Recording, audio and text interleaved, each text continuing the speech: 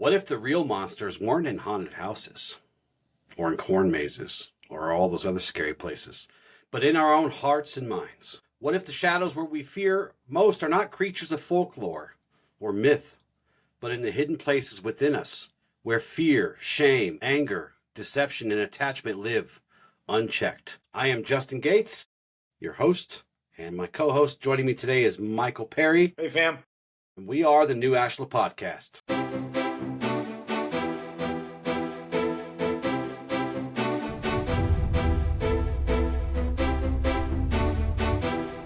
Hello and welcome to the new Ashla Podcast. Today we continue on kind of our little spooky season themed shows. And today we're going to talk about the monsters within. Now, some of these things we have talked about in full episodes. Some of those, I think, and I know you agree, Michael, that we should always continue to talk about some of those things. And I added in a few other ones that we really haven't spent much time on. So this show's going to feel a little different because we're going to go through each of these shadows. And before we move on to the next one, I'm going to give you a mini exercise rather than just one big exercise at the end. So that way you can come back to the show and find the one that you want to focus on for that week, that month, that whatever, this year. And you can focus on that and not have to worry about anything else. So we'll leave timestamps in the show notes for you to find those sections. We definitely will. These monsters that we're talking about today, Michael, they're actually really scary. Not fake scary, not Scooby-Doo scary, right? Yeah. But realistically, they're the type of monsters that haunt us on a daily basis. The things that hold us back from our greatness and the things that, end up keeping us up at night. Right. And they don't only come out under the cover of darkness at night. They walk with us, for some of us, for a lot of us, in our daily lives. Fear keeps us small, and shame isolates us, and anger blinds us.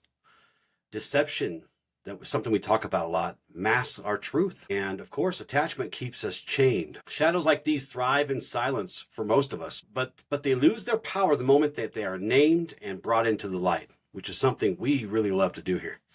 And we're going to do that today. And as always, this is not about demonizing or blaming ourselves or anyone else, but kind of courageously facing these parts of us that we would generally rather ignore. So it's all about that healing work, right? Yeah. All these things are things that take practice, it takes work, and hopefully we can shed some lights on how you can start cultivating strength in these areas and work on facing your monsters. That's right. So the axiomal light that we're going to start off talking about today, before we get into these, I'm talking about these 5 monsters, is confusion distorts reason. When in doubt, do not act. Seek guidance and proceed cautiously. In moments of uncertainty and confusion, my advice is this. And Michael, you can give me your advice here in a minute. Do not allow the storms of doubt to cloud the clarity of your reason. As always, turn inward, and seek the counsel of your inner wisdom. There it is there. There's a lot of wisdom there inside of us. Through our connection with the force, with the light of creation, with creation and creator itself, with each other. Remember, we're all interconnected. But at the same time, don't let your foolish pride stop you from seeking the counsel of others. Doesn't have to be us, right? Find someone in your circle of trust to help you with this, or go get professional help with some of these if you need to. So, because really wisdom is often found in that collective experience of humanity, is it not? Yeah. I mean, one thing I got to touch on with what you said about going to your inner wisdom comes from here, not from here. Mm-hmm. Often when these monsters kick on, they hijack our minds. Mm-hmm. And when we allow our minds to be taken hold by the feelings we are feeling, it takes us down spirals and makes us react and makes us respond in ways that we would not want to. So in this axiom, confusion distorts reality. It's the truth. And so you have to pause in that storm. You have to go inwards. You have to ask yourself, are the thoughts I'm thinking, are the words I'm wanting to say reactionary? Or is this coming from a place of virtue? Is this coming from my own values? Because often when these monsters rear their ugly heads, they take hold and they become the voice inside of us. Yeah. Am I responding? Right? Am I responding with truth and clarity and wisdom and not just reacting? The Luminari understand the importance of clarity and discernment in navigating these complexities. So when confusion clouds our reasoning, the best thing we could do is avoiding, as you said, these impulsive actions. That's prudent. That is most important. And in our tradition, there is great value in silence, is there not? And the practice of what we call non-action. This doesn't mean inaction, not doing anything, because as Michael will remind you, right? Yeah. Inaction, man. It keeps you stuck. It shrinks that world around you, and it makes all these monsters 10 times bigger. Right. So by pausing and seeking guidance, whether that's within or someone you trust. And like I said, it could be self-reflection, meditation, or literally seeking counsel from others. We allow these muddy waters of confusion to settle back to the bottom. And it helps us find that clarity of mind. But as Michael said, wisdom's here. This is what gets attacked during these moments of confusion. The heart is never confused about what it wants. We're confused about sometimes how to talk to the right. So, and when we can do this, we come from a place of wisdom and alignment with all of creation. Human beings are creatures driven by needs and wants, and we are fueled by our emotional desires. And unfortunately, that means our emotional reactions. And all of us are subject to these shadows and these monsters we're going to talk about today. And because of this, you must consider the quality of your thoughts and your motives and your actions. Make sure they align. Are your thoughts aligned with what your heart is really telling you? Because fear and anger, hatred, these are all precursors to doubt, confusion, envy, and suffering. So it's all about balance, right? Every time, everywhere. It may look like this, but I haven't done this in a while. It may look like this. No, you haven't. But try to get here, but it might be here. So the agreement that ties into this, first and foremost, is responsibility. We got to be responsible for ourselves. I mean, we are our own, what's the word I'm looking for? I'm going blank.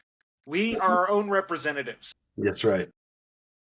And when we present ourselves, when we carry ourselves, the way we respond is how people take us in. We can have the best of intentions, but when we are being reactionary, that is what people will see. And often when we're reactionary, it's coming from something much deeper than the surface level event that's going on in front of you. Yeah. We are accountable for the state of our inner world. We are. It sucks. But those monsters and shadows that we ignore, they become the monsters and shadows that rule over us and speak for us and act for us, right? Yeah, practically possess us. So, of course, the ethos that tie into this would be truth. Without honesty, these shadows remain hidden. And hidden things do what, Michael? They grow. Yeah. They grow, and they grow out of hand.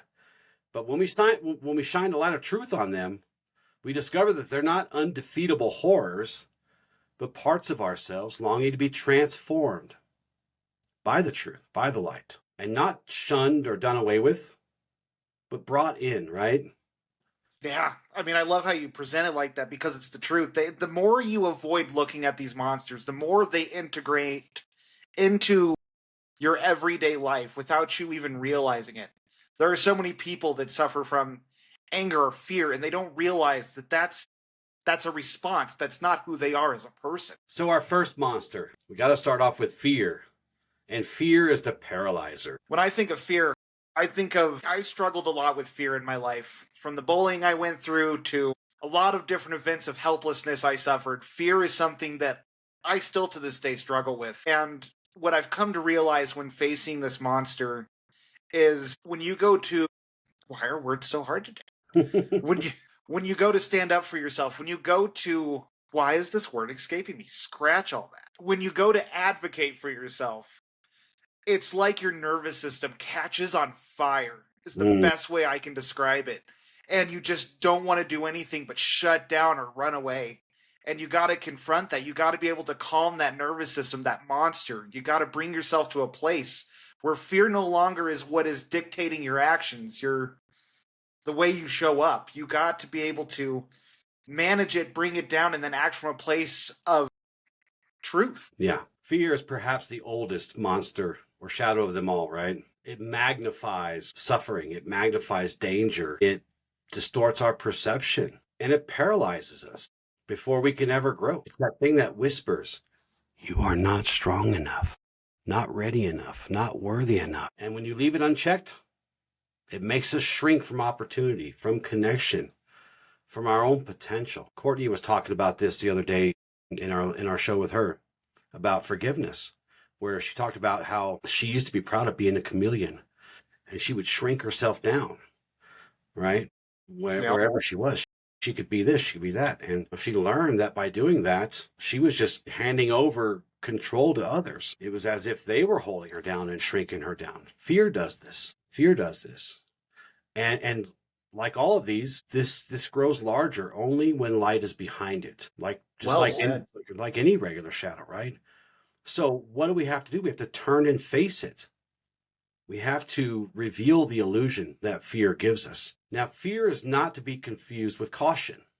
This is something that I teach on this path, right? Because, when I taught you about the nature of fear, like any logical person, you said, well, sometimes we have to be afraid. We have to be afraid not to run out into traffic. We have to be afraid not to touch fire and things like this. No, that's caution. That's caution. That's wisdom. Caution is wisdom. Discernment is wisdom. Fear? No, fear is a shadow. Fear is a shadow that kills us. Remember that lesson. Right. What are some things that some easy things that we could do to kind of start looking at fear, to instead of growing the shadow, face it? Yeah. I mean, the first thing is to be honest. What is it that triggers fear within you? Is it having hard conversations?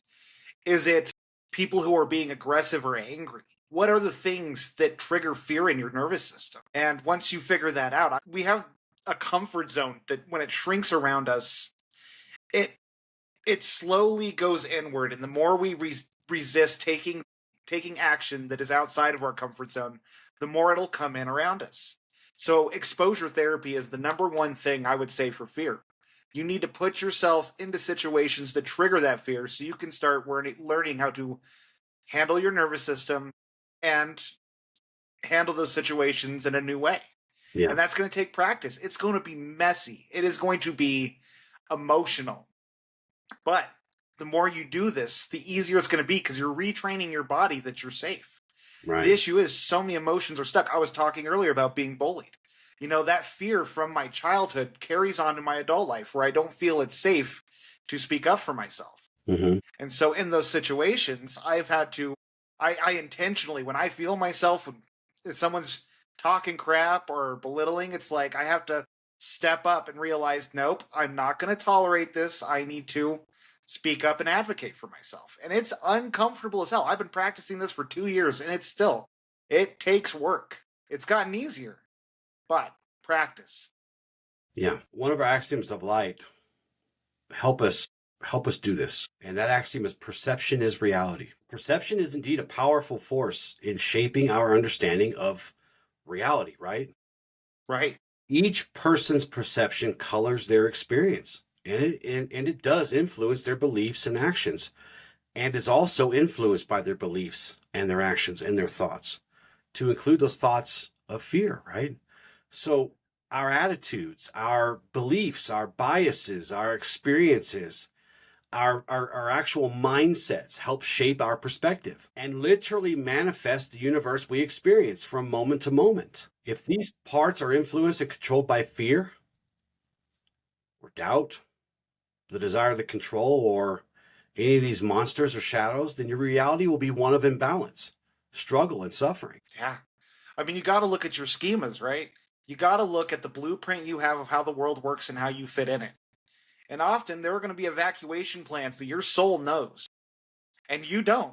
I love that. Because it's not until you're in the heat of it that are you starting to run for the exit. To tie into this with something that happens in real life. I've been a first responder I was a first responder. Right now I'm not, but I was for like 20 years. And I could tell you one of the number one things that I've learned is that nobody practices how to evacuate. Nobody has a plan, and it kills people, and they get stuck or they get hurt really badly. So I love how you said that. That's perfect, because that applies here. You should have at least the understanding of how you can change, how you can evacuate, as you said. That's beautiful.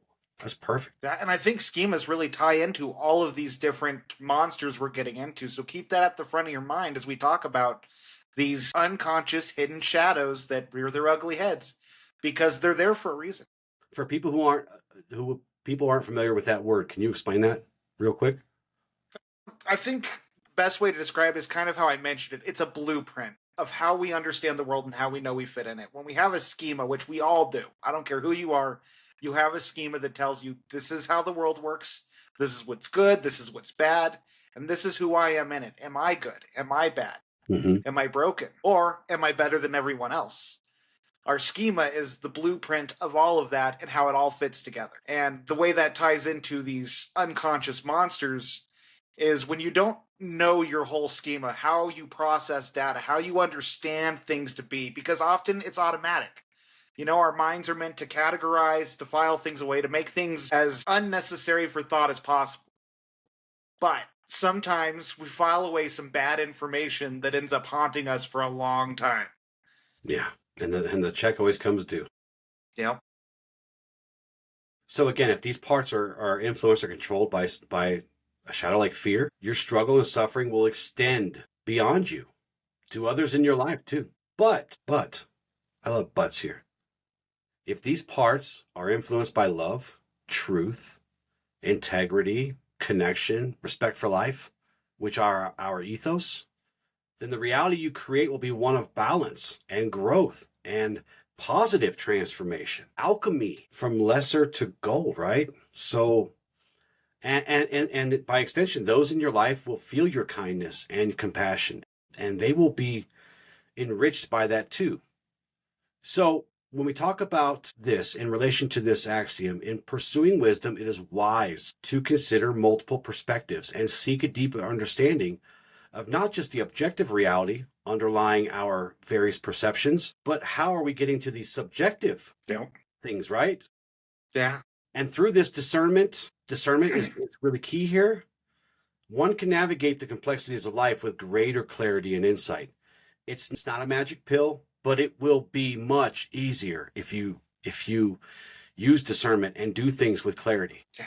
I'm reading a book right now, and it's called The Coddling of the American Mind. And it talks about how when it comes to things, the first thing it starts off with is the peanut allergies that go on in schools, how they ban peanuts everywhere. They did a study, and they had half the kids have peanuts as kids and grow up to the age of 5, and then they had the other half where they weren't allowed to have peanuts at all until the age of 5. And 20% of the kids who were not allowed to have peanuts got a peanut allergy. 3% of the ones who had peanuts didn't get a peanut, did not, or developed a peanut allergy. 3%. And what this shows is, what's really fascinating about this is the more we avoid difficult things, the more we avoid things that trigger us, the more they gain hold over us. Right. The more adverse we become to it, the more it will impact us every single time.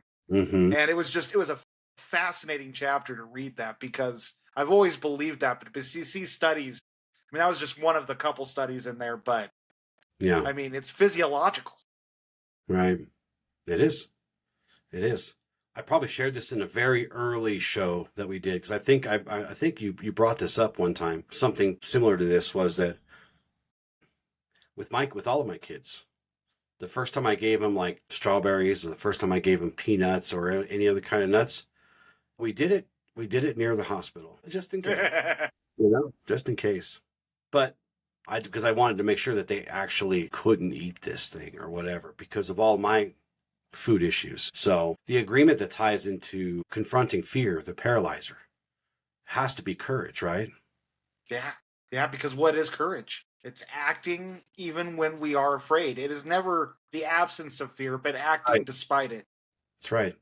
Does not mean we're fearless, because we do have fear. I have fear. It means we choose to move forward despite it, right? But I will say, even though it doesn't mean that we're not fearless all the time, but every act of courage that we employ chips away at that hold that fear has on us. Because what does that do? That proves to ourselves, right, that we are greater than that voice of fear. That you can't. It's too scary. It chips away at that, and it loses control. Yeah. I mean, again, it's retraining your nervous system that you can handle this now. You aren't that helpless little kid anymore.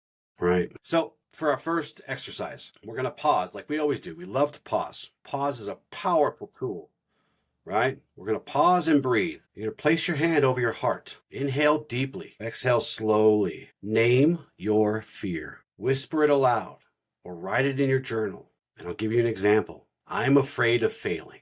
That's pretty common. You're going to shift your perception once you name it. Once you call it out, you need to ask yourself, is this fear, if this fear were only a shadow, what light or what truth would it reveal? So, and just a couple examples. Fear of failure may reveal a hunger that you have inside to grow or to be successful or to do a podcast or to write a book or do whatever. If it's fear of rejection, that may reveal to you a lifelong a longing for connection, real connection, right? So, and act small as always, act small, but act now. Choose one tiny little step you can take today that moves you forward despite fear. You can't destroy it, but you can move despite it. One thing I got to throw in there is if you are wondering what the light is behind your shadow, behind your fear, drop it in the comments. We'll help you figure it out together. Yeah. Second monster, shadow, is shame, the silent destroyer. Shame is a monster that doesn't shout. It whispers. And it convinces us that we are unworthy, or we're broken, or we're unlovable. Unlike guilt, which says, I did something wrong, shame says, I am something. And when that voice takes hold and takes root in us, it drives us into hiding. It drives us into isolation. Shame thrives in isolation, and it feeds off that secrecy and silence. But it's a liar, is it not? Shame is a liar. Shame is a liar. And man, does it hold on to the shadow so well. It will convince you of all these things without you ever realizing that's what's driving the emotion there. Shame is one of the most powerful emotions we can feel, and we feel it more often than we ever would realize. I read a book years ago called Healing the Shame That Binds You, and it's one of my favorite books. And it talks about how, especially when you're struggling with mental health, shame is associated with almost every negative emotion you feel. If you're feeling angry and you're lashing out, it's because you're feeling shame to some level. If you're feeling a level of sadness that is profound because of something you feel is wrong with you, it is shame that is governing that. Yeah. Shame hides and disguises itself in so many ways. It's a damn liar. It is a no good POS liar. Because what it tells you is that your wounds and your traumas disqualify you. Literally disqualify you from being what? A human. The truth is, these things make us human. And I can't think of any better thing to be. I mean, I'm grateful for all the good things and the bad things, because I get to have this unique experience, right? It's the messiness of human experience that makes it so beautiful. It is beautiful. And it'll tell you that no one could ever accept you, when in reality, connection is the very medicine that heals this. Another book I read, The Anatomy of Loneliness, another really good book. And it talks about the 3 pillars of loneliness. And at the core of it, the main pillar is shame. We are afraid to show ourselves who we truly are to people. We're afraid to put ourselves out there. We feel insignificant compared to the sea around us of people. When in reality, the sea around us is struggling just like we are. They crave connection just like we are. And they're dealing with a lot of the same issues. Yeah. So, of course, the axiom that we have to go to for this is one of my favorites, one of our most powerful ones. It's at the center. It's at the heart of our path. And that one is, no one is beyond redemption. That which is corrupt takes time to reform. Now, these 2 axioms bring us to a place where we must reflect upon the boundless potential for transformation, for alchemy. It's a testament to the resilience of the human spirit, which cannot be broken, ever. You cannot break the soul. You cannot break the spirit. No one is beyond redemption, for redemption is the doorway to renewal and growth. It's not an ending, it's a beginning. And this beginning, this journey of redemption begins with the recognition that our imperfections, it's recognizing our imperfections and the willingness and the courage to take those first steps toward change, toward alchemy. Because within us, Michael, is the capacity for compassion and generosity, or wickedness and cruelty. We're capable of doing both of these things. So we have to double our efforts always in cultivating calm and stillness and peacefulness, because our thoughts, our motives, and deeds have the power to betray us. You know, one thing that can help you sort of analyze, do I feel shame? Am I someone who is shame-based? Ask yourself, do I act the same way around my close friends and family as I do in public or at work? Now, mind you, there's certain levels that you're going to taper off there. But how much are you showing up differently in places that aren't places you just feel safe? That is a surefire sign to know you are feeling shame. Because you feel shame of being, even though you don't think it, it's not like your conscience like, oh, no one would like me. It's, I don't feel comfortable showing myself for who I truly am. Right, right.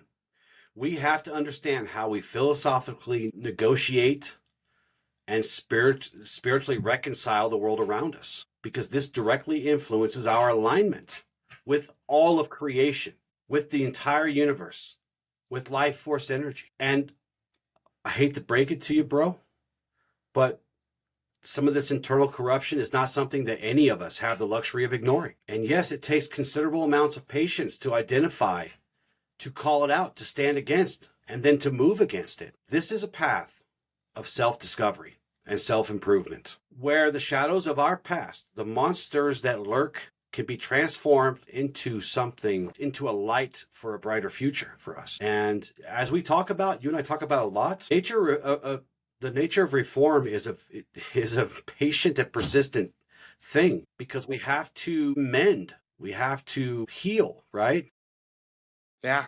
We have to face these things that are corrupt about us in order to bring about that positive change. I know you love your analogies. So here's one for you. Just as the river carves its course through the rock over time, so too does reform shape the landscape of not only our inner landscapes, but of society, of institutions, of whole worlds and universes. That's beautiful. And it's true. I mean, you spend a lifetime being who you are. It's going to take work and time to build that new landscape. You know, I was listening to this interview and it was beautiful. And there's a guy who was struggling with addiction, and he was now clean for I think it was 5 years. And he's like, oh, good for him. I kept struggling. I'd get 2 months in and I'd relapse. And finally I had to sit with myself and I had to realize I gave myself 27 years to be what I was. And I only was willing to give myself 2 months of trying to be someone else. And it's like, that don't work.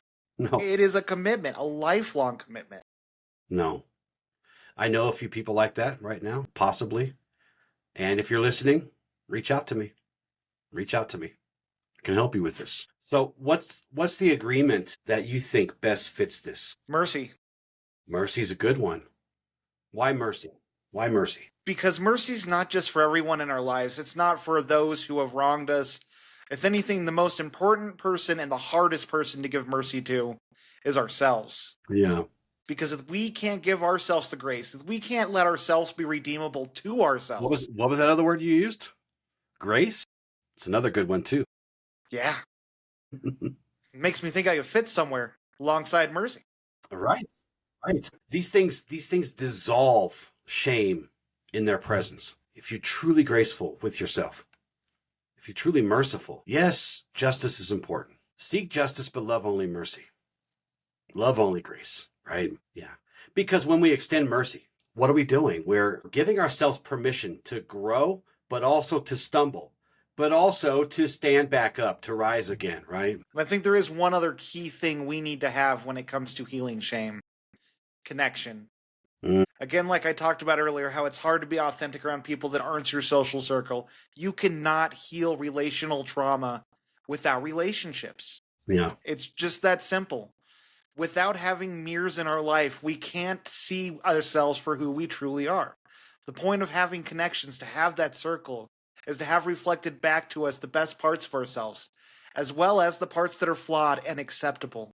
Because you will be surprised how many people will love you for every perfect imperfection. Everybody I know and everybody I love is imperfect, and I love them for that, including myself. I do. Sanctity of life is one of the ethos that come to mind here too, because at the end of the day, respect for all life, every soul is sacred, no matter how flawed, no matter how wounded, no matter how imperfect.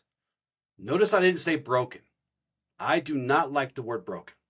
Not for this. Wounded, imperfect, flawed, we all are, all of those things. But to honor this ethos is to honor life. And in that is a refusal to abandon ourselves and to abandon others. So, our exercise for shame. We're going to write this one out. Yes, I'm giving you journaling stuff for later too, but this is an extra one. Take out your journal, find you a page, and write down one message that shame has told you. For example, I'm not good enough, or I don't deserve love, which are lies, by the way. Yep. Don't believe that. But write down the message that shame has told you. Now, in good old-fashioned new Ashla fashion, we're going to challenge it. We're going to challenge that lie, because that's what we do. Next to it, write this response. This is shame, not truth. No one is beyond redemption. I am worthy of love and light. Now, we're going to release it. Once you've sat with that and accepted the fact that shame is a liar and that you've challenged it with truth, you're going to release it from there. Rip that page out of your journal. Don't let it soil the rest of your beautiful journal with all those lies. Tear the page, burn it, tear it up. You could place it in a box that says lies I no longer carry. Right? You can cuss at it, stomp on it, do whatever, destroy it. Right? Because it's a lie, and we stand away from lies here. And then lastly, you're going to affirm, I am not my mistakes. I am worthy of healing and light. Anything to add to the break in the silence of shame? Beating shame's behind? The longer you sit with yourself as you go to reflect on this, the more you're going to find answers. Don't be afraid of the darkness. So the next one, anger and hatred. We'll call this monster the Devourer. Ooh. I should write some scary movies about some of these. I'm sure we could make some good ones, some good thrillers, horror thrillers. So, anger and hatred. Why is this the Devourer? Because this is the thing that turns people into demons. It's the thing that makes us cut all our connections and turn to only trust ourselves. It is one of the darkest roads you can go down, because once it consumes you, it is so hard to break free. It is probably the most consuming out of all of these. Anger as an emotion, like all of our emotions, are not evil in themselves, right? An emotion in its purest form is a signal, like we say. It's saying, hey, pal, yeah, you like that? Something you need to pay attention to, right? I get angry, justifiably angry, when I need to, because sometimes that's telling me that something that's happening in front of me is unjust, or something or someone in either myself or someone that I care about is wounded, or something within me is in need of a change. But anger is a flame, right? We talked about this probably a few months ago on one of our shows. We talk about these wildfires, right, from anger. Yo. When we leave this unattended. And this is kind of off the topic, but the same. I learned today or yesterday that Smokey the Bear is not a thing anymore. Did you know that? They don't do the whole Smokey the Bear thing at schools anymore. Yes. What kind of crap is this? Who do we have to talk to about this? Yes. Because, like anger, wildfires start because flames are left unattended. Yep. But when you leave anger unattended and you don't pay attention and you don't let it serve its pure purpose as an emotion, as a signal, that flame becomes a wildfire. And then what happens when you have fire? You have smoke, and it blinds you. It blinds you to compassion. It will burn up and corrode your judgment. It burns the bridges of connection, as you said earlier. But when it hardens into hatred, that's when you turn. That's when you change. People can come out of anger. We can put fires out. But left unchecked for too long, it gets hardened and it becomes hatred. And that is a poison of the heart. And that corrodes the spirit. That corrodes our connections with all the spirits. No, I've seen it firsthand. It is crazy how much hatred can just... I had a friend, I was just going through a lot of the journey with me when I got into healing. And we had both gone through similar type events. And as I was doing the healing scene, I watched as it just slowly, how it corrupted his view of the world, his perception, it just started being like, you can't trust women. You got to be an authoritarian man. You have to be domineering and you can't trust anyone. And it's like, no, that is not the path. And it just like, it broke my heart because we don't allow ourselves to heal from when someone has done us wrong. Forgiveness, it will calcify into hatred and it will taint our view.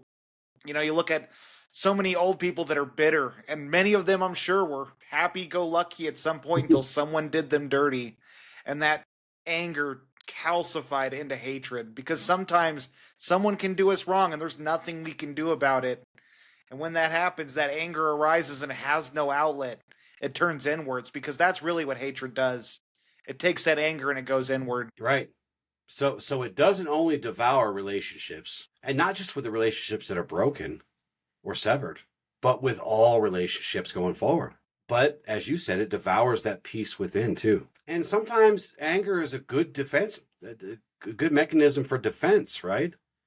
But again, gone to the extreme becomes the very cage or prison that traps us. So I want to, as I always do with emotions, I always want to point out, your true strength is not found in suppressing anger, but also not in unleashing it blindly, just on the whole world, but recognizing it as a signal, transforming it into something that helps you understand what's happening, what's going on, and then you can take constructive action. Yeah. So the axiom that ties into this one, into anger and hatred, the one I chose was approach understanding with light, and darkness will never gain purchase. What do you think of that axiom for this? I think it's the perfect axiom for this. One thing that's always helped me, I've had people who have wronged me, I've had things happen in my life that hurt me deeply, but you gotta see the humanity behind everyone and events that happen. Just like we mess up, other people mess up too. And they might not be accountable to it. They might never tell you they're sorry, but often they are more broken than you are in those situations. We must see the light within everyone. It doesn't mean we have to let them into our lives. It doesn't mean that we have to trust them. But we are all created from the same energy, and we're just conditioned by different experiences, beliefs, and survival mechanisms. And some people have learned some pretty bad coping mechanisms. If we can see the humanity in the people who have wronged us, it allows us to heal. It allows us to change that story from this bad person did this to me to they were hurting too, and they didn't know how to cope with it. My friends, listen. To be illuminated by the light is to be bathed in that radiant glow of wisdom, discernment, truth. Some to your point about seeing that spark within everyone, but also letting truth guide you here.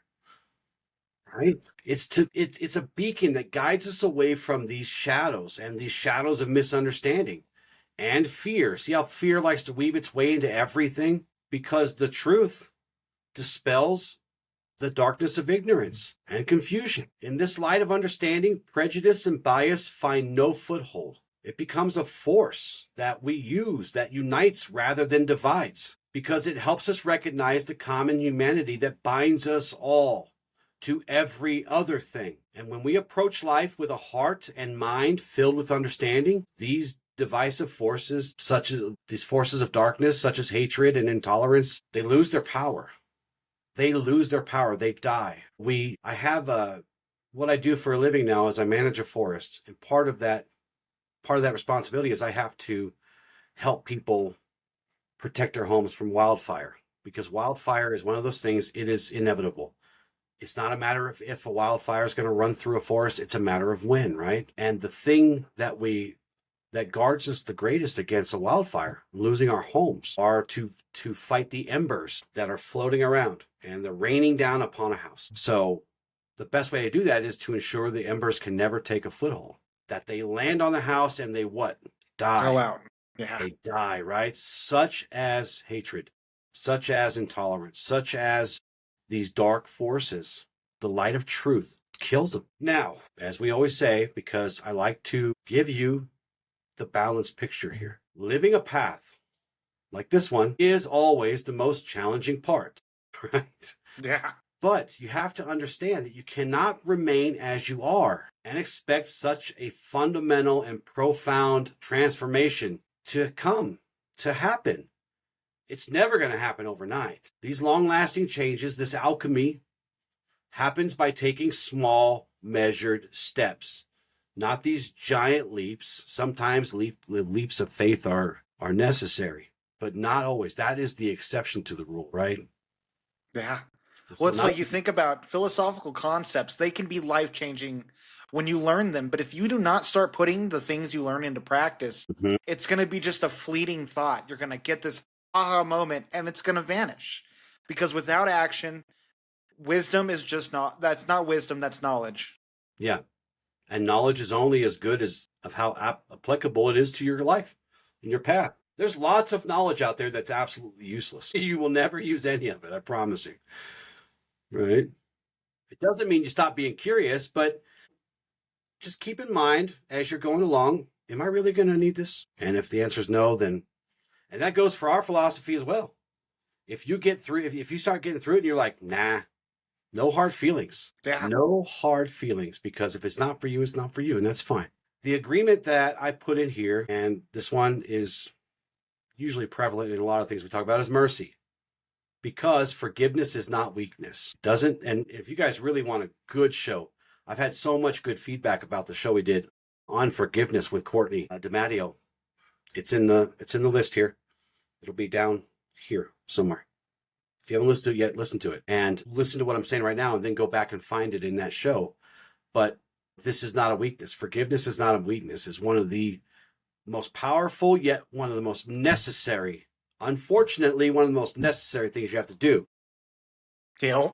And you're not approving of the harm that was done to you or the anger that you unleash or someone unleashed on you, but you're refusing to let that bitterness corrupt your spirit and really control your life. Yeah.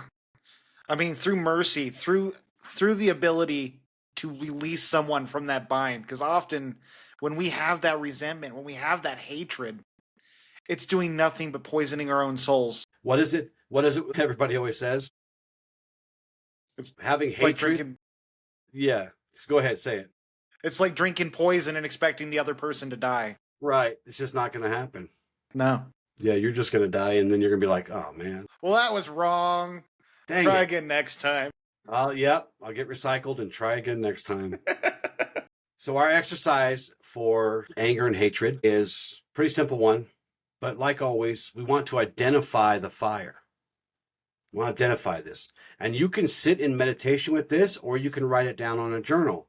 I write it down because I don't remember things all the time. Think of a situation where anger has taken hold. I mean, it's not just a real quick and gone, but it's grabbed you. Now you're ruminating, right? Think of a time where anger has caused you to ruminate and you can't let go.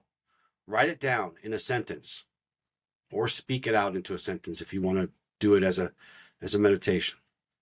Now you're going to name the wound. Beneath anger is almost always some kind of hurt, some kind of fear, or some kind of unmet need, right? And you can ask yourself, here's an example, what wound is really driving this anger? Why am I so pissed off about this little thing that has nothing to do with why I'm pissed off, Michael? Yeah.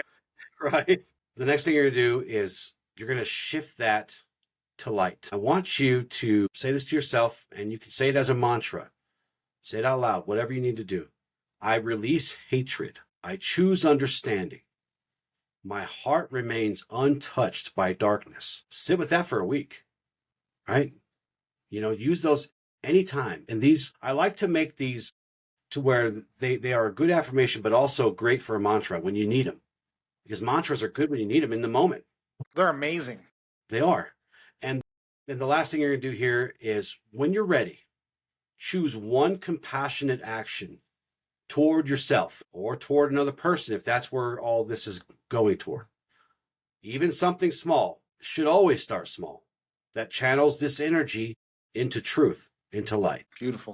The next monster, the next shadow we're going to talk about is deception, the masked one. Now, you took us through a show literally like 2 or 3 shows ago about the scariest mask we wear.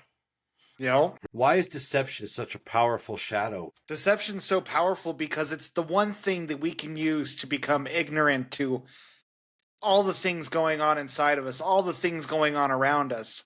Through deception, we can paint perception as whatever we want to. And I mean that in a very bad way. Mm-hmm. It's a lot of what you see going on in the world today, where people are deciding to paint people as villains, trying to paint themselves as heroes. And often we don't stop to ask what's really going on. What's true? We can rob people of their humanity. Yeah, what's really true here? Is it true? It's something you ask your kids when your kids run up and they say, well, so-and-so called me this. And it was, for me, it was usually their sisters. They were always bickering and always going at each other. And I'd ask them, is it true? Are you really this thing? Well, no. Then why do you care, right? Deception goes both ways. It's us trying to deceive the world, and it's the world trying to deceive us too. But they're all masked, and deception wears many different faces. Sometimes it's that lie that we tell ourselves or tell others to protect ourselves, to gain approval, or a big one that I see, to avoid conflict. Most people are very passive aggressive. Other times it's even more subtle, but probably more dangerous. It's that lie, the greatest lie ever told. The lie we tell ourselves. Lie we tell ourselves. I'm fine. I don't need help.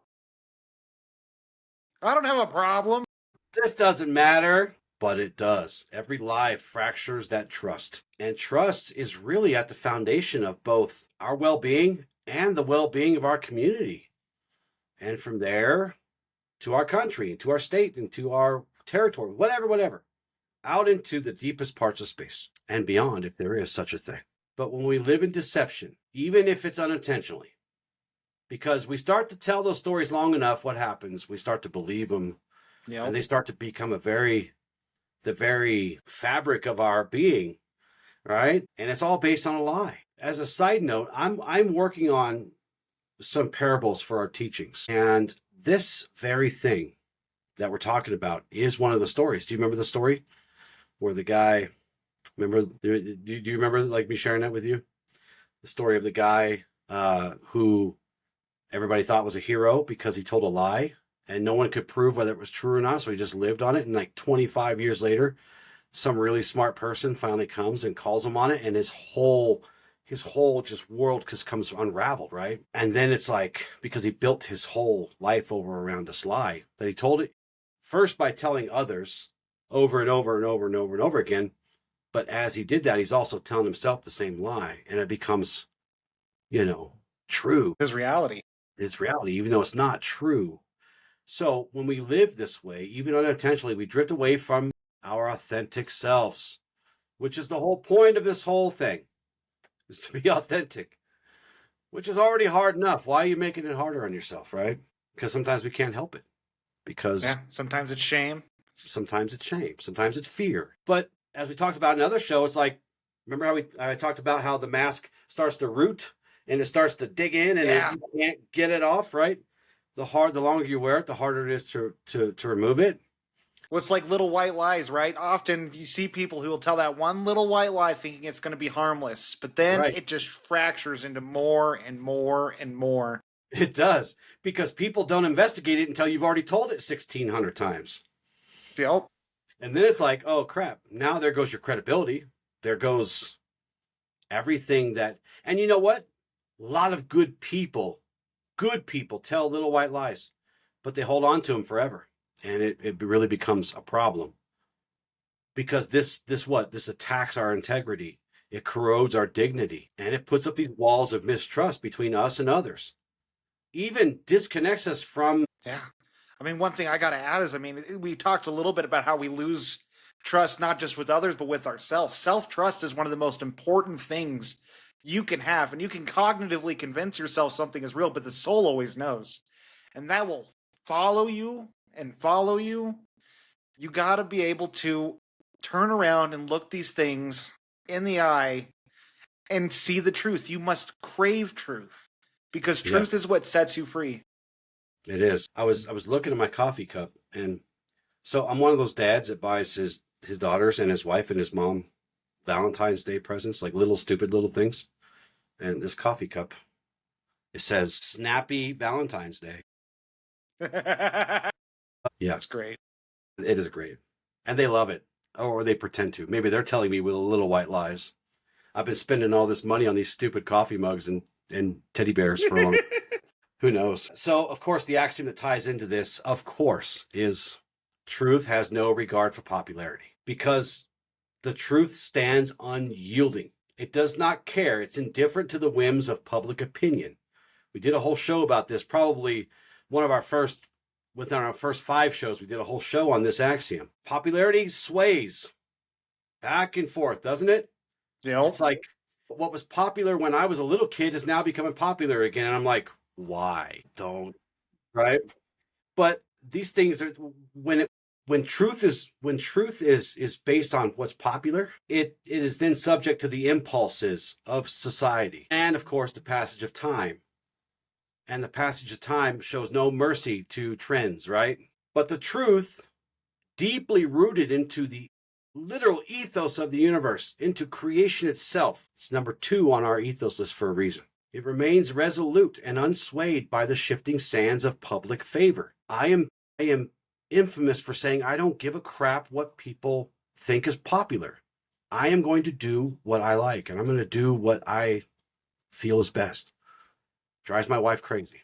And of course, the luminary, us, we value truth second above all else, love being the first, recognizing that it's not the applause of the world that defines the worth of a principle or belief. Doing this podcast, I hope to reach everyone, but I'm not doing this for applause or praise or whatever. Because at the end of the day, if I reach just a dozen of you, if I reach just one of you, I'm happy with that. Not because I'm settling, but because the truth is hard to swallow. It's hard to accept. And we've talked about this before, if we could do all different kinds of shows and have all kinds of fame and fortune, Popular content, we refuse. Not because I enjoy popular content sometimes too, but I don't feel good about not telling the truth. So we value truth above all else except for love. Love is number 1 for us. It's that because it's not the applause or the praise or the fame or the fortune that defines the worth of a principle or belief. Instead, it is the intrinsic authenticity and alignment with the universal order, the universal laws that give truth significance. Because proof is where, Michael? It's everywhere. Everywhere, yep. It's all around us all the time. But I'd say one of the beautiful things with truth is the more you start to embody truth, one of the reasons we push truth probably every episode is because when we start to look at truth, when we start to embody truth, when we start to look for what is true, others will follow because we want to be the examples that we want to see in the world. We want to see the change we want to see in the world. And it's through truth is how we get there.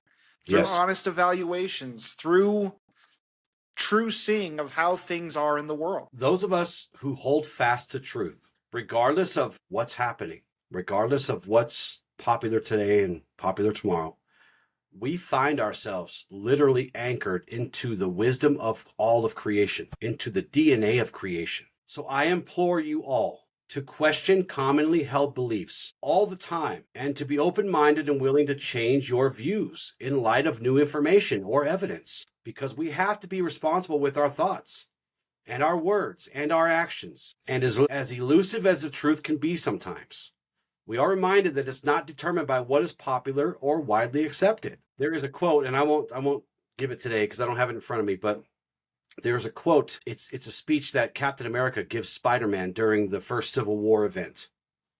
Go find that and read that. But go look up that quote and you'll see what I mean. It's one of the greatest quotes ever. But Captain America is one of the greatest superheroes ever. I might be biased in that. You know, you guys have seen The Shield. Well, when I used to face that way. So, and again, remember, the greatest lies are the ones we tell ourselves. So always be curious, open to learning, be a seeker of truth above all else. So this one might throw you off, but I have faith in you. I have faith, which is one of our agreements. What is the agreement you think ties into this? Into honoring our word. Well, you said it right there. Honor, nobility. Yeah. Right? The agreement of honor we use is nobility because it encompasses the path complete, the path in totality. as a knight, right, is to choose honor over falsehood always, because a noble heart, a great heart, as we call it, would rather face discomfort than cloak itself in illusion. I mean, it's through honor that it's our words we speak and the actions we take that define our character.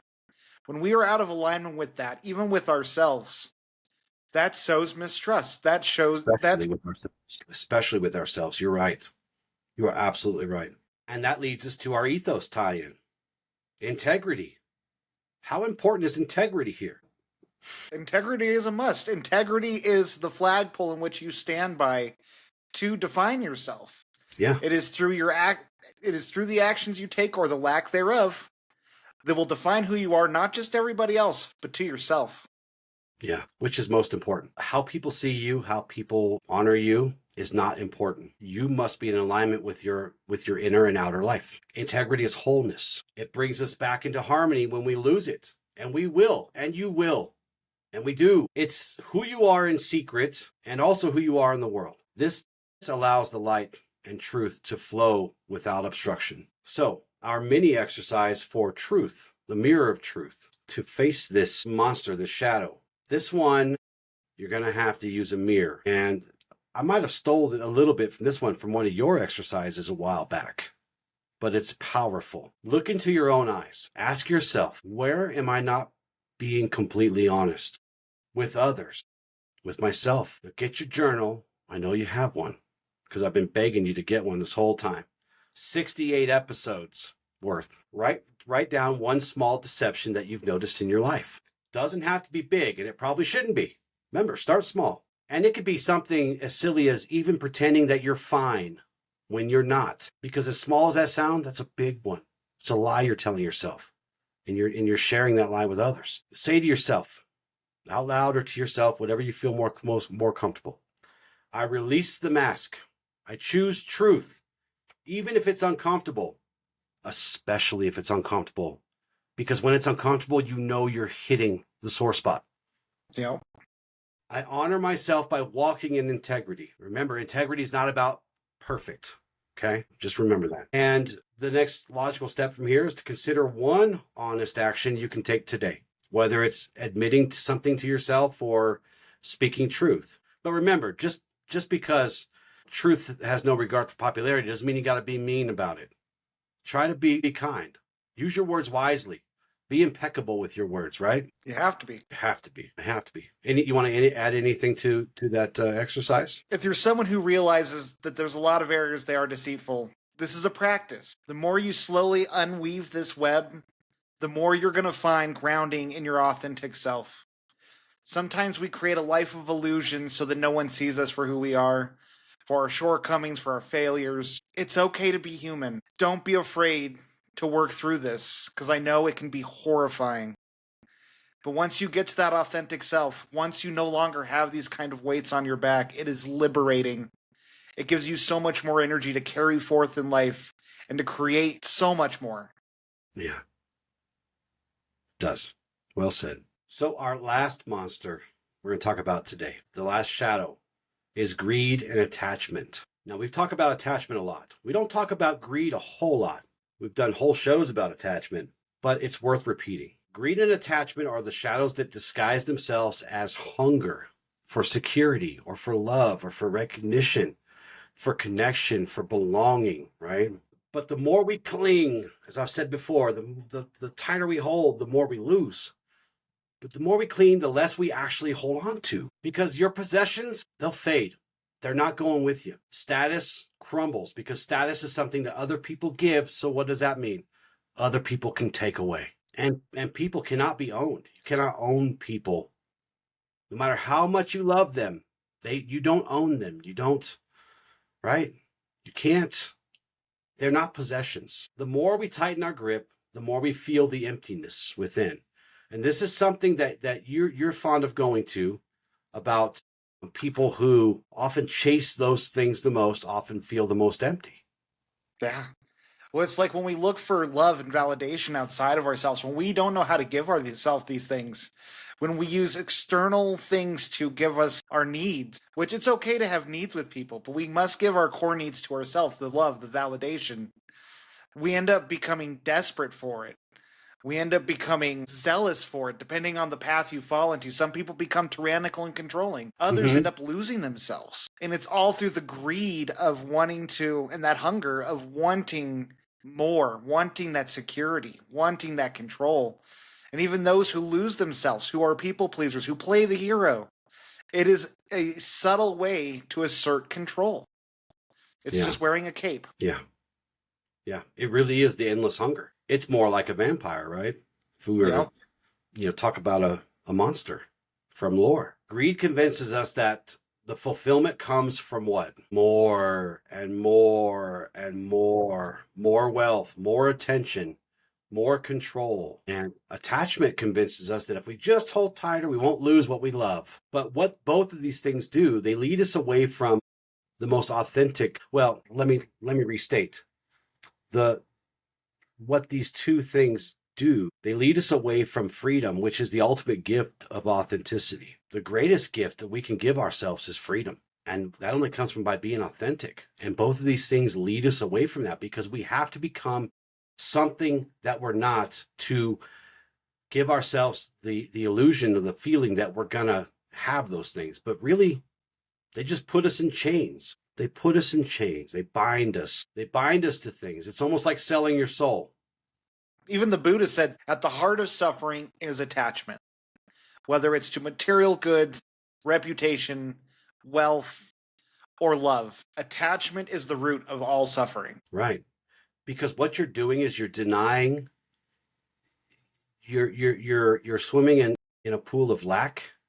And you're denying the overwhelming abundance that the universe is already providing you, right? True wealth and true abundance is not found in possession, but it's found in connection and generosity. So the axiom we tie into this one is something we did a whole show on. So I won't dive too deep into this axiom, but it is disdain for those below you and envy for those above you is the way of darkness. How does that one tie into us here, into this one? Well, it's all about things outside of ourselves. Right, exactly. And so much of us, I mean, it's like, I remember I wanted to be an entrepreneur so bad, and I thought it was because I wanted to have the freedom and the flexibility. I wanted to be a business owner, and I wanted to go out there and do all these things. And as I've gone through this healing journey, I've realized like a lot of that attitude I originally had was all because I wanted to be seen for having a business. I wanted to be seen for being successful. All I cared about was the validation I got outside of myself. Instead of being like, hey, here you are right now. You're enough. Don't even worry about it. And that's one of the reasons this podcast we've been going now for almost a year. Is because we're coming at this not trying to do this for that validation, for the money. We're doing it because we're following purpose. Yes. We are shining that light that we're talking about. We are facing these things, right? At our own peril sometimes. But to your example, all that stuff did was keep you trapped in comparison, right? Never finding peace at what you had in front of you. Now, this doesn't mean to settle. You should never settle until you find your authentic self and your authentic purpose, right? Yeah. But there are lots of good things in front of you that you are ignoring because you're trapped in this loop of comparison because you're always trying to keep up with the Joneses, these other business owners, well, I see lots of videos. This guy does it. This guy does it, right? The way of light releases envy and it honors dignity. And it remembers that no one is above or below. We are all threads in the same web. As I've said to you before, I am your teacher, Michael, but we're still here together. Yep. Here together. Just at a different orientation. And you'll find as you walk, and if you are aware, and if you are clear, that you will find others in your life where you are like this with them. They're going here and you're going here, but you're still connected. You're still not better than, not more than, none of that. Exactly. Just a different orientation, right? So the obvious agreement that ties into this last shadow for us has to be generosity, right? Has to be. Through generosity, we can be humbled enough for those above us to ask questions, to learn from them, or for those below us to offer support and to want to help them rise as well. Yeah. Without generosity, what is a knight? Let me ask you that question. Without generosity, what is it? What is a knight then? if they don't have generosity in their heart? Right? Are they really a knight? Because generosity is not simply charity. It is literally the spirit of the knight embodied in their actions. Without generosity, a knight is little more than just a shell, just an empty suit of armor, because it is the lifeblood that animates honor, gives life to compassion and loyalty and love, right? Now, a question that always comes up when I talk about generosity to other people is, well, does one person deserve help more than another? Sometimes, yeah, because the world will tempt us and it'll try to get us to weigh people on our own scales of worthiness, which is flawed. Even the best of us, right? Yeah. Because we're always told from all sides, some are deserving and others are unworthy, but that's the language of judgment. That is not the language of light, of truth. And Illuminari must rise above such narrow thinking, because we can never fully know the story of another person's heart or their life. We don't always see the hidden burdens that they carry. We don't always see their wounds, because in a lot of times they don't even see the burdens or the wounds, right? Right. Or the trials that they endure in silence. Yeah, I mean, often as we're talking about how with the mask of deception. Yes. So many people are blind to the things they are doing that are sabotaging their own lives. And it's through grace, humility, it is through generosity of our time and our attention and our honesty. Can we help people come full circle with themselves and start this journey as well? Yes. Though again, it's not our job to push this stuff. Let them come to you. If you want to help someone, be the example you want to see. That's right. But when they're ready, offer that hand. Offer, but don't force, right? Yeah. And yes, discernment must temper our generosity, because there are times where we enable harm or abuse by accident, right? Yeah. And that's not compassion. That's folly. That's a fool's errand. But beyond these extremes, the path of the Illuminari, our path, the path of Ashla, calls us to be open-hearted and to give open-hearted. To empower others is to give them the strength to stand in their own truth, in their own light. Not to make them bow before ours. Not to think that we can buy our way to heaven or connection or to anywhere. Our task is not to produce followers, per se, but to kindle more beacons, to light more fires, to help others discover that strength that was theirs all along, was there all along. The truest generosity is not about money. It's about presence and time and the willingness to see that divine spark in every single soul. A knight gives without seeking dominion, do we not? Yes. A knight uplifts without demanding repayment, do we not? Yeah. A knight serves without expectation of glory or applause or praise, do we not? It's the way. It's the way. So when generosity is absent, a knight becomes brittle and, as you said, self-serving. But when it's present, when it's truly present, generosity flows like those living waters that nourishes and heals and empowers. To be generous is to mirror Source himself, who gives without measure, without exhaustion, without condition. Now, like I'm fond of saying every time Michael brings up that people who chase wealth and people who chase fame and all this stuff find themselves empty, I like to offer the devil's advocate response to that. Because, again, it's about balance. Accumulation is not in itself the enemy. Because we may gather wealth, we may gather knowledge, we may gather resources. But the distinction, Michael, is that these things are tools that we wield. They're not our masters, right? It's in this over-attachment that corrupts us. Again, we all have some attachment to things. I like Michael more than I like lots of other people. Right? But that attachment is not an over-attachment. It does not, I don't allow it to harden into greed, because the hand that closes upon itself can no longer serve, right? And a greedy heart cannot truly lift others, which is our literal purpose for serving. Yeah. It is what animates us. Now, charities and organizations have their place, and it is really good to support most of them. Some of them, maybe. Do your homework, do your research, as we've said in another show about champion causes. But look, no gift can equal the weight of direct compassion, that hand extended the listening ear, that presence that says, you are not forgotten, bro. I see you. If you need me, I got you. Right? Right. So at the end of the day, we don't measure generosity by the size of the act, but in the sincerity of the heart. And the world is not transformed by these great, big, grand gestures. Sometimes they are, but most of the time, it's the countless small moments of care and responsibility that helps each little tiny spark of light pierce these shadows and these monsters. Do you have anything to add to all the things we talked about today, or generosity, or Yes. whatever? So I have one important thing. Yeah. Let's hear it. So, I know. generosity. I gave you a lot. Let's hear it. Man, this is all gold right here. But when we're talking generosity, if you're someone listening to this and you're like, I'm actually a very generous person, I give to those I care about, I give. Ask yourself, is there a balance there of generosity with others and generosity with yourself? Because it is equally important to be generous with yourself. If you find yourself on a scale here, if you're on the side where you're too generous with others, the method I've come up with for myself to start cultivating more generosity with myself is I must be 51% selfish and 49% selfless. If you're someone who struggles with generosity with others, flip it.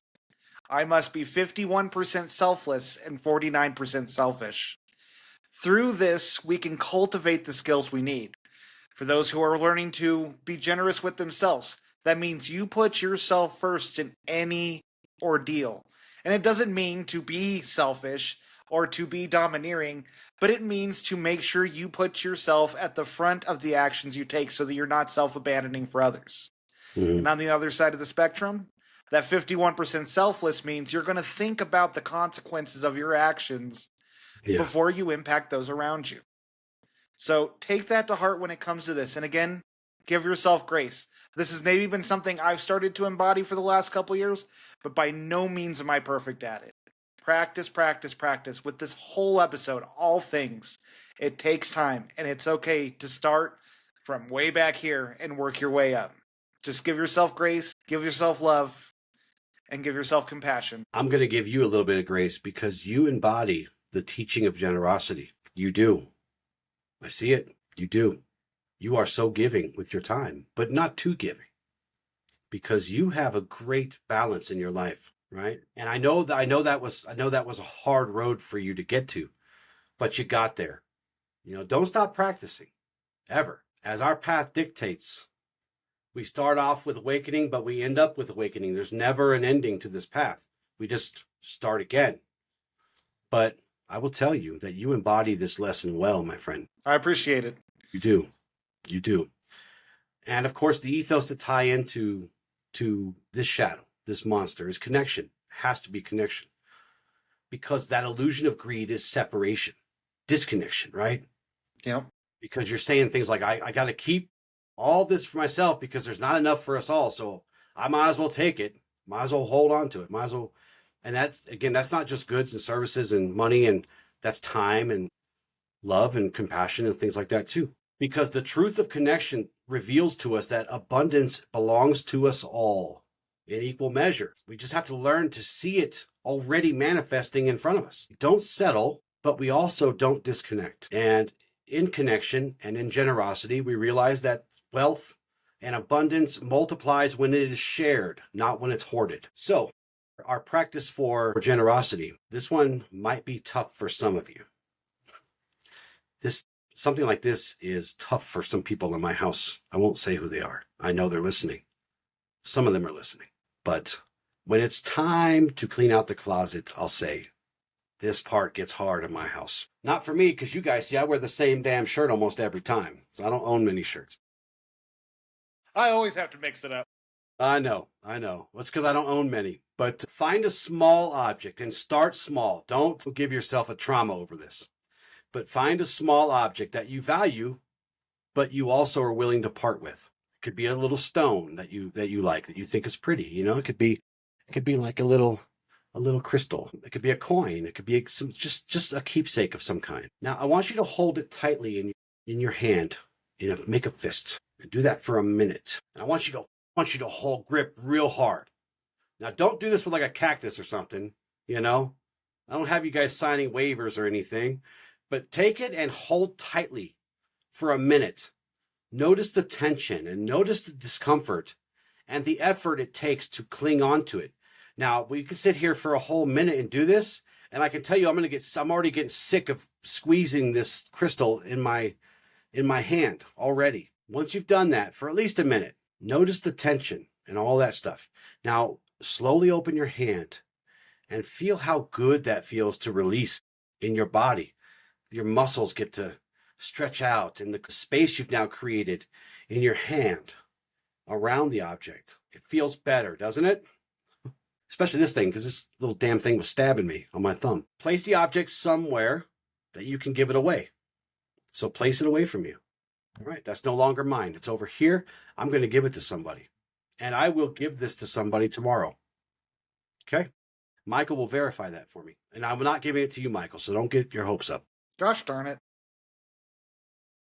Place the object somewhere away from you, and you're going to give this away to a friend, to a stranger.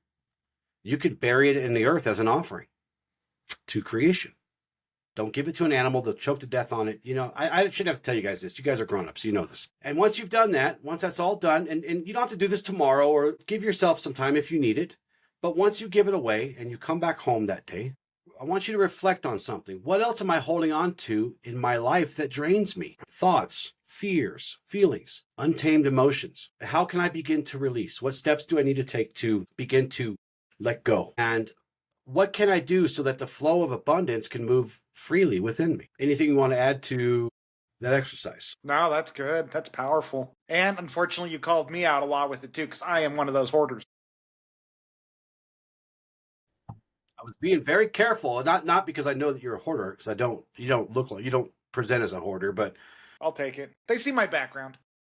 For many years, some of the worst calls I ever went on was going to a house where there was a medical emergency and I could not even get to the person. Crawl and climb and literally dig my way to them sometimes. So I understand the extremes. And if you have those kind of problems, you really, really, really need to reach out to someone who can help you with that. There are teams of people out there. They have counselors and organizers and people who can, kind of like the show, Hoarders. Those teams actually exist out there, and they're ready to help. And a lot of times they can help for free. So we're gonna end this show by integrating everything we've talked about today.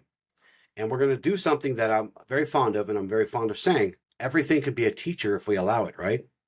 So we're going to integrate these things. We're going to turn the monsters into teachers. These shadows, these monsters we face, whether it's the fear, the shame, anger, deception, greed, or all of those things, they're not enemies to destroy. We integrate here. We integrate. We don't associate with, but we integrate, because when you start throwing things away just haphazardly, what happens? You may throw away something that's really good in you.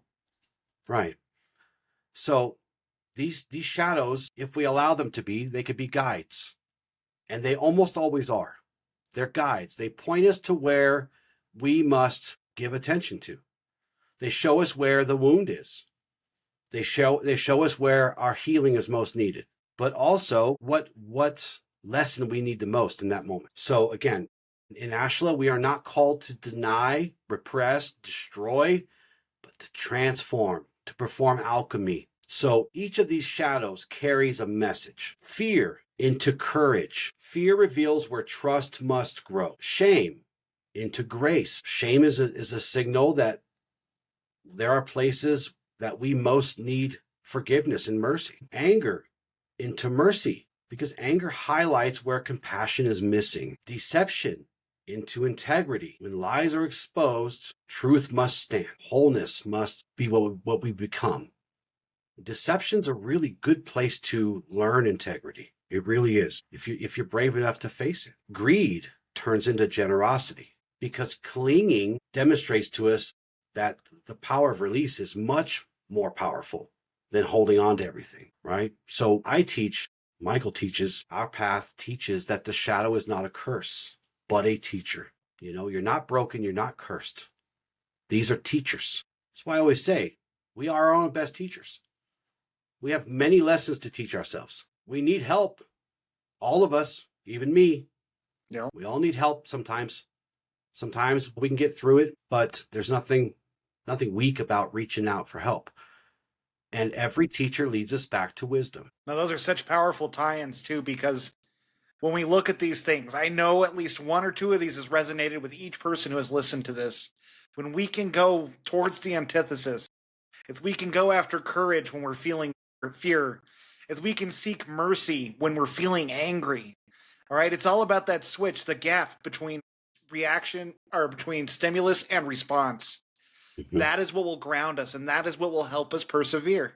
It's not going to be easy. It's not going to be something that is perfect every time, but yes, you can do it. Michael, I love you. That was perfect. Fear is the reaction. Courage is the response. Shame is the reaction. Grace is the response. Anger is the reaction. Mercy is the response. Deception is the reaction. Integrity is the response. Greed is the reaction. Generosity is the response. You could even say it like this. Fear is the ailment. Courage is the medicine, right? Beautiful, my brother. Beautiful. Appreciate You're starting to get good. You're starting to get good at this. You're rubbing off on me a little bit, I think. God, I guess so. You're rubbing off on me too. See how that works? So our exercise, our final exercise is we're going to reframe. We like the reframing here, don't we? We do this, but it's important to reframe. In shadow work, rewriting the story, reframing. But rewriting and reframing in truth toward authenticity is what integrates the shadow for us, right? Yeah. So, and you're going to do this one at a time. Do not try to do all of these or more, because we only talked about 5 shadows today. There are many, many others. If there are ones that you are dealing with now that you have named and you've exposed, but you're trying to work through it, that we didn't talk about today, you can replace that into this exercise. But do one at a time, because it may take you months or years or 6 days. I don't know. That part's up to you. But you have to do it truthfully and honestly. So choose one shadow that feels most present in your life right now. Get your journal. Write it down naming it honestly, as painful as that may be. Name it. Rumpelstiltskin, right? Don't call it Rumpelstiltskin, but you know what I mean. For example, I feel fear when I think about failing. I always use that one because that's a pretty common one. It's something that has plagued me over time. Now, beneath that, I want you to reframe it into truth, into light. And if it's fear, the example I'm using, you write the word fear, write you an arrow, and then I want you to write in quotation marks. I know this seems silly, but I want you to write it in a way that's framing it coming from you, coming from your voice. I am learning courage. If it's shame, write the word shame, put a little arrow in quotation marks. I am receiving grace. Anger, same thing. Quotation marks. I am practicing mercy. If it's deception, same thing. Quotation marks. I am walking in integrity. Greed, same thing. In quotation marks. I am choosing generosity. And for each one, whatever one you're working on, speak that truth aloud at least 3 times, but speak it 100 times if you need to, 300 times. That part isn't important, and this is not a contest, and we're not comparing. So build those neural pathways. Yes. Throw them bumps on your head, not on your head, but in your head, right? And end with a moment of stillness, placing your hand over your heart, and you say, I am not my shadow. I am the light that transforms it. So any thoughts on the exercise? Anything you want to add to that? No, that was beautiful. All right. So what are your final thoughts and what are your calls to action for today's episodes? If you listened all the way through, I'm telling you, you got to pick at least one shadow. It doesn't have to be one of the ones we have on here. You know what's stopping you. And if you don't know what it is in form, sit with yourself. Sit in that dark void and allow it to come to you. I heard this beautiful quote by Jordan Peterson, and it's, if there's something stopping you in life, all you have to do is sit there and ask, what is it that's holding me back? And it will come to the surface. You may not like the answer, but it will come. You probably Evaluate won't it. like the answer. Yeah. Sit with it. Learn to give yourself grace for it. and then start working on how you can counter this. Start building those neural pathways. Start building practices and things you can do to stop in the moment, to not be reactive, but instead to respond. Because that's where the magic happens. It's not in figuring things out. It's not in reading the books. It's in the small steps that you take and the actions you make. Yeah, well said. All right, let's do our affirmative prayer. Light of creation, eternal source of truth and love, I open myself now to your presence. I affirm that no shadow within me has power over the light that lives in me. Fear may whisper, but I answer with courage. Shame may rise, but I clothe myself in grace. Anger may burn, but I temper it with mercy. Deception may mask, but I stand in integrity. Greed may hunger, but I live in generosity. I declare that I am not bound by the monsters of the past. Each shadow is my teacher, pointing me back to you, back to connection, back to the sanctity of life that flows through all creation. With responsibility, I tend to the garden of my spirit. With patience, I trust the timing of my growth. With faith and hope, I walk forward in strength. With nobility, I live with honor. With love and respect, I affirm the dignity of all life, including my own. I release fear. I release shame. I release anger. I release deception. I release greed. I welcome courage, grace, mercy, integrity, and generosity to take their place. Today I walk as a servant of the light. I am whole. I am free. I am aligned with the truth of who I am. So be it, and so it is. And so it is. Our affirmations for today. I face fears with courage, knowing that the light within me is greater than any shadow. I release shame and embrace grace, affirming that I am worthy of love and belonging. I transform anger into mercy, protecting my heart with compassion and understanding. I live in integrity, removing every mask of deception and walking in the truth of who I am. I loosen the grip of greed and attachment, choosing generosity and connection as my true abundance. And our journal prompts. Justin, you keep giving us so much homework. Yes, I do. I want you to know that I do these things too. I do them before I give them to you. So I do my work twice. And Michael will tell you that I give him lots of homework, but it's not true because I've done the work twice before I even give it to him. Oh, you give plenty of homework, but it all matters. It all has a purpose. So the first journal prompt will be for fear, the paralyzer. Where in my life is fear keeping me from moving forward? What would courage look like if I took one step anyway? If I took one step anyway. For shame, the silent destroyer. What story of unworthiness do I keep telling myself over and over and over again? How can I replace it with a story rooted in grace, love, and most importantly, truth? For anger and hatred, the devourers. What unresolved wound lies beneath my anger? How can I bring mercy and compassion into that space? For deception, the masked one. Where am I hiding behind a mask? With myself, others, or even with creation itself? What would integrity restore if I embraced the truth, the whole truth? And for greed and attachment, the endless hunger. What am I clinging to most tightly? And what fear drives my attachment? How would generosity or connection bring me freedom here? I'll give you part of the answer. Unlimited potential. Mind-blowing stuff will happen to you. It is the truth. So thank you so much for joining us, Michael. Thank you, my friend. You always, always, always, always bring the good stuff, the A game. I appreciate it. They're right back at you. And thank you so much for joining us. Don't forget to like and subscribe and share our stuff if it resonates with you or if anything we talk about would help someone else that you know.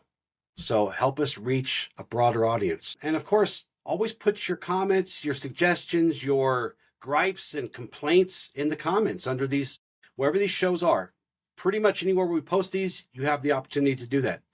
So, and check out our website. Michael keeps pumping out the blog post. I am this close to putting out the teachings, and we have some exciting stuff coming for you soon. Well, we're really going to branch out and really set the world on fire in a good way here very, very soon. So, yes, indeed. Yes, indeed. So thanks again. We love you guys. With love and gratitude, ad lucem. Ad lucem.